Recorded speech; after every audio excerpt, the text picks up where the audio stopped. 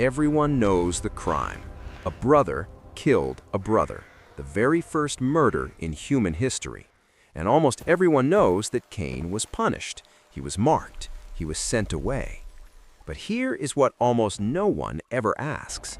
What happened after? Not the punishment, not the curse. What happened to the man himself? Where did Cain actually go? Who did he find when he got there? And how did a man cursed to wander the earth end up building an entire city? That last part, most people have never even heard of it, and it raises a question so strange, so quietly unsettling, that scholars and historians have been wrestling with it for centuries. Stay with me, because this is not the part of the story you were taught. This is what came next, and once you hear it, you will never look at this story the same way again. Let us go back to the beginning, just for a moment. You already know the story. 2 brothers, 2 offerings, 1 rejection. Cain brought fruit from the ground. Abel brought the firstborn of his flock. 1 offering was accepted, 1 was not. And something in Cain broke that day. Not loud, not sudden. It built slowly, like heat rising beneath the surface. The Bible says his face fell. He became angry, and the anger turned inward. And then he took his brother out into the field, and Abel never came back. That is where most people stop the story. The murder, the punishment, the end. But the text keeps going, and what comes next is where the real mystery begins. After the killing, God spoke directly to Cain. He asked a question, "Where is your brother Abel?" And Cain said something that has echoed through thousands of years of human history. "I do not know. Am I my brother's keeper?" Think about that for a second. The very first murderer in the biblical record answered God with a question, a deflection. That detail alone tells you something about the character of this man. But God already knew. He said the blood of Abel was crying out from the ground. And then came the judgment. Cain was cursed. The ground would no longer yield its strength to him. He would be a restless wanderer on the earth. No roots, no home, no harvest, just drifting forever. And Cain's response to that judgment is something that does not get talked about enough. He did not beg for forgiveness. He said, "My punishment is greater than I can bear." He was not sorry for what he did. He was afraid of what would happen to him next. That is a significant difference. What do you think that tells us about Cain as a person? Let us know in the comments, because this is where the story gets complicated. God placed a mark on Cain, and here is where the questions begin to pile up.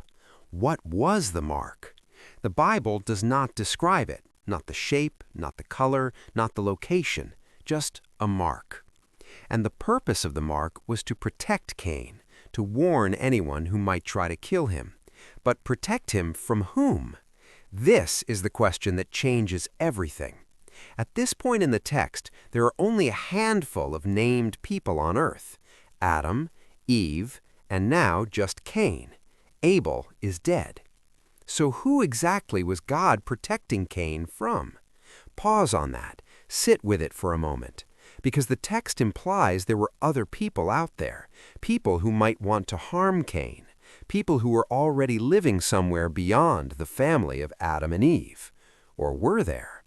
That question has no clean answer, and it is one of the oldest unresolved debates in biblical scholarship. But we are getting ahead of ourselves. Let us follow Cain first. The Bible says Cain went out from the presence of God. He traveled east of Eden, and he settled in a place called Nod, the land of Nod. Say that name slowly, Nod. It sounds almost mythical, and in many ways it is, because no one has ever found it. No archaeologist, no historian, no satellite image. The land of Nod exists only in the biblical text, and the text gives us almost nothing to work with. No borders, no description, no people named, just a direction, east of Eden. Which raises its own question: where was Eden? Scholars have debated that for centuries as well. Some place it in Mesopotamia, in the region between the Tigris and Euphrates rivers in modern-day Iraq. Some place it further east, toward the Persian Gulf. Some believe it was never a physical location at all. But if Eden had a general region, then Nod was somewhere beyond it, somewhere out there in the unknown. And Cain walked into that unknown, marked, cursed, alone, or so we assume. Because the next sentence in the text is the one that has confused readers for thousands of years. Cain knew his wife. That is the line. Simple, direct, 4 words. Cain had a wife. But where did she come from? This is not a small question. This is the question that has launched books, debates, and arguments that go back centuries. At the time Cain arrived in Nod, the only humans mentioned in the text are Adam, Eve, Cain, and the dead Abel. That's 3 living people. One of them is Cain himself. One is his mother. So who was this woman? The text does not say. It simply introduces her, as if she was already there, as if she was waiting. Let that sink in. What do you think? Who was Cain's wife? Drop your answer in the comments below, because there are at least 3 major interpretations of this, and none of them are simple. The first interpretation is the oldest one. Cain married a sister, or possibly a niece. The reasoning goes like this. Adam and Eve had many children. The Bible mentions sons and daughters without naming all of them. Genesis chapter 5 says Adam lived 930 years. Over that span of time, he and Eve could have had dozens of children. The woman Cain married may have been one of those unnamed daughters. She traveled east separately, or she followed Cain into the land of Nod. This interpretation has been held by theologians for a very long time. It explains the timeline. It keeps the human family contained to a single origin. But it creates its own uncomfortable questions, questions that ancient readers did not always ask the same way we do today. Because in the ancient world, the concept of marriage between close relatives was not yet prohibited. Those laws came much later, under Moses. So some interpreters argue there was no contradiction in the text itself, just a modern discomfort reading an ancient story. The second interpretation goes further. It suggests that Adam and Eve were not the only humans God created, that there were other people, created separately, living outside the garden. This idea is called Pre-Adamite theory. It has existed in theological circles since at least the 17th century. The philosopher Isaac Laperoire wrote about it in 1655. He argued that the Genesis account was specifically the history of the Hebrew people, not a complete record of all humanity. Other people existed before Adam, or alongside him, or were created in a different account that was never fully recorded. Under this reading, the land of Nod was already populated, and Cain's wife was one of those pre-existing people. This theory is controversial.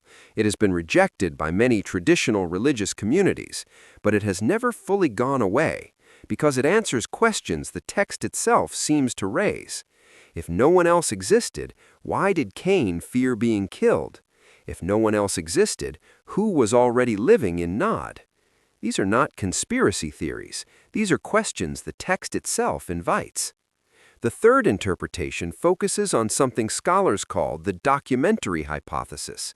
This is an academic theory, not a religious one. It suggests that the books of Moses were compiled from multiple older source documents, different traditions, different regions, different storytelling styles woven together into a single text.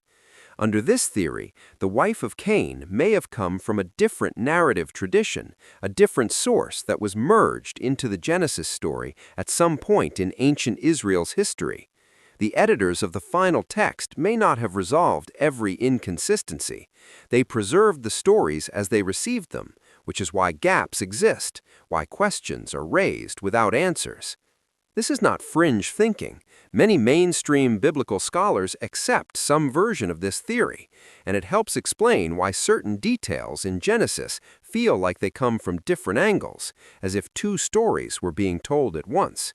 We are not taking a position here. We are just showing you what the debate looks like and how deep it goes. Now, let us get back to Cain, because the story does not stop with his wife. It goes further, much further. Cain and his wife had a son. His name was Enoch. And then Cain did something that still surprises people when they read it for the first time. He built a city. A cursed man, a wanderer, a man condemned to have no permanent home, built a city and named it after his son. Think about what that means for a moment. This was not a small settlement. The word used in the text implies a structured, enclosed community, a real city, with walls, presumably, with organization, with people living inside it. Where did those people come from? The text does not say, but there must have been people. You cannot build a city alone. So somehow, in the land of Nod, a population existed, large enough for Cain to organize, large enough to fill a city. How? That is the question the text leaves open, and it is one of the most fascinating silences in the entire biblical record. Now here is something that often gets overlooked. After Cain, the Bible gives us a genealogy, a list of descendants, 7 generations from Adam through the line of Cain. And buried inside that list are some remarkable names, names connected to things that matter to human civilization. There's a man named Jabal. The text says he was the father of those who live in tents and raise livestock, pastoral culture, animal herding, nomadic life, credited to a direct descendant of Cain. Then there is Jubal, his brother. The text says he was the father of those who play stringed instruments and pipes. Music, the origin of musical culture in the biblical narrative, traced back to the line of Cain. And then there is Tubal-Cain, who forged tools of bronze and iron, metalworking, technology. 3 foundational aspects of human civilization: livestock, music, and metalworking, all attributed to the descendants of the man who committed the first murder. That is either deeply ironic or deeply intentional, and scholars have argued both. What do you think the text is trying to say by placing these inventions in Cain's family line? That's a question worth discussing in the comments. Now let us talk about the mark again, because this is one of the most debated details in the entire story. The Bible says God placed a mark on Cain to protect him, so that no one who found him would kill him. Over the centuries, people have tried to describe what this mark might have been. Some early interpreters believed it was a physical mark on his forehead or his face, visible, unmistakable, a sign that said, "Do not touch this man." Some believed it was a change in his appearance, a darkening of the skin, some interpreters suggested.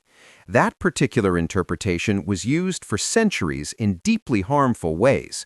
It was invoked to justify slavery, to justify racial hierarchy. It is important to say clearly that this interpretation has no solid basis in the original text. The text does not describe the mark. It does not mention skin color, race, or ethnicity. Those readings were imposed onto the text much later by people with other agendas. Modern scholarship, both religious and secular, widely rejects those interpretations. The mark in the text is simply a sign of divine protection. Its nature is unknown. Its meaning is protective, not punitive. But here is what the mark does tell us. God chose not to destroy Cain. That is significant. The first murderer in the biblical record was protected, allowed to live, allowed to build, allowed to start a family, allowed to name a city after his son. There are readers who find that deeply troubling. There are readers who find it deeply meaningful, as a sign of mercy that extends even to those who have done the worst. We are not going to resolve that debate for you today, but we want you to sit with it, because the story of Cain is not just a story about punishment. It is also a story about what happens after the worst thing, after the moment that cannot be undone. Life continued, civilization grew, and the man who started it all was still walking the earth. Let us now look at something that rarely gets attention, the line of Seth. After Cain, Adam and Eve had another son named Seth, And Genesis chapter 5 gives us the genealogy of Seth's line, which eventually leads to Noah and the flood. After the flood, humanity is said to descend from Noah's 3 sons, so the line of Cain effectively disappears from the record, wiped out. All those generations, Jubal, Tubal-Cain, the city of Enoch, gone. Or are they? Some historians who study ancient Near Eastern cultures have noticed something interesting.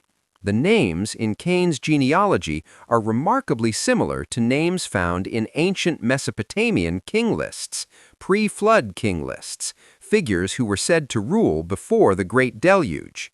Some scholars believe these parallel traditions are not a coincidence, that the biblical genealogies and the Mesopotamian records may be drawing from the same ancient cultural memory, different peoples, different traditions, but remembering the same era in different ways.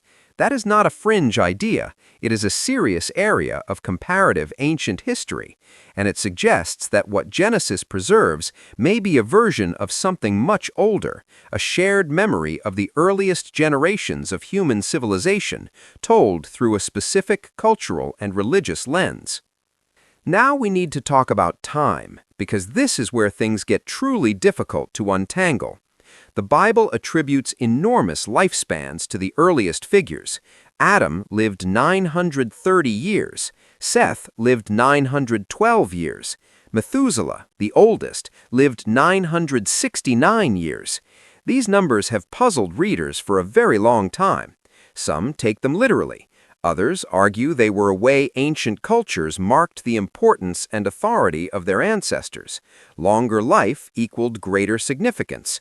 Others suggest the numbers were counting in a different unit of time, months rather than years, for example, which would make Methuselah roughly 80 years old by modern standards. We are not going to resolve that debate here, but the point is this. If the earliest humans lived for centuries, then the time between Adam and the flood was not short. There was enough time for populations to grow, for cities to be built, for cultures to develop, for the descendants of Cain to spread across a region, and for the text to record only a fraction of what was happening. What the text gives us is a window, not a complete picture, and recognizing that gap is important. Here is the larger question that all of this builds toward. What do we actually know about the earliest period of human history, and what are we assuming? Archaeologists have found evidence of very early human settlements going back tens of thousands of years. Sites in Turkey, in Iraq, in the Levant, in Africa, places where people organized, built, farmed, and lived together. The oldest known temple structure, Göbekli Tepe in modern Turkey, dates to roughly 11,000 years ago. Built by people who had no writing system, who we know almost nothing about. These are real people, real communities, real history, and their story is almost entirely lost. What the Bible preserves is one tradition's memory of an early world, a world of brothers and conflict and wandering and building. The questions it raises about who else was out there, where Cain went, who he married, and how civilization continued may not be answerable from the text alone. They may require us to look at the broader picture of early human history, and when we do, we find something humbling. We find that the ancient world was far more populated, far more complex, and far more mysterious than any single text can capture. And that brings us to perhaps the deepest question this story raises. The Bible tells us about one family, one origin point, one lineage. But from the very first murder, the world it describes already feels larger. There are already people somewhere beyond the family. There is already a land where Cain can go and not be alone. There is already a population large enough to fill a city. Where did they come from? The text does not fully explain, and that silence is one of the most profound silences in all of ancient literature. Not because it points to a cover-up, not because it points to something supernatural, but because it points to something deeply human. The recognition that no single story can hold all of history, that the edges of the known always bleed into the unknown, that the people who came before us were real and complex and mostly forgotten, and that the stories we tell about the beginning are always, in some way, incomplete. So what happened to Cain after he killed Abel? He was marked, he wandered, he found a land, he found a wife, he built a city, he started a lineage that gave the world music, livestock, and metalworking. And then the flood came, and his line, as far as we can tell from the text, ended. But the questions he left behind did not end. They are still here, still unanswered, still waiting. Who was already in the land of Nod? How did early humanity spread so quickly? How much of what we call biblical history is memory, and how much is assumption? Those questions do not have clean answers today, and they may never have clean answers, but they are worth asking, because every time we ask them, we get a little closer to understanding how ancient people made sense of a world that was already ancient to them. A world full of people whose names are gone, whose cities are dust, whose stories were never written down, except, perhaps, in fragments, in a verse here, a genealogy there, a city named after a son, a mark that no one can describe, a land that no one has ever found. Before we go, we want to leave you with one more thought. The story of Cain and Abel is usually told as a story about jealousy, about pride, about the first act of human violence, and all of that is true, but there is another way to read it. It is also a story about what survives. The murderer survived, the wanderer built something, the cursed man became an ancestor, and the civilization that grew in his wake did not erase him, it remembered him. It traced its music, its farming, its metalworking back to his children. That is a strange kind of legacy, and it raises a question that historians and theologians have never fully settled. What do we do with the uncomfortable origins of civilization? That is not just a biblical question, that is a human question, and this story has been asking it for a very long time. If this made you think differently about something you thought you already knew, then there is a lot more where this came from, because the early chapters of Genesis are full of details that most people walk right past. Details that, when you slow down and look at them closely, raise questions that go far deeper than you expected. Questions about who the sons of God were, questions about what exactly happened before the flood, questions about what was lost when the ancient world ended, and whether any of it was truly lost at all. That story is coming, and it is going to take you somewhere you did not expect. Make sure you do not miss it.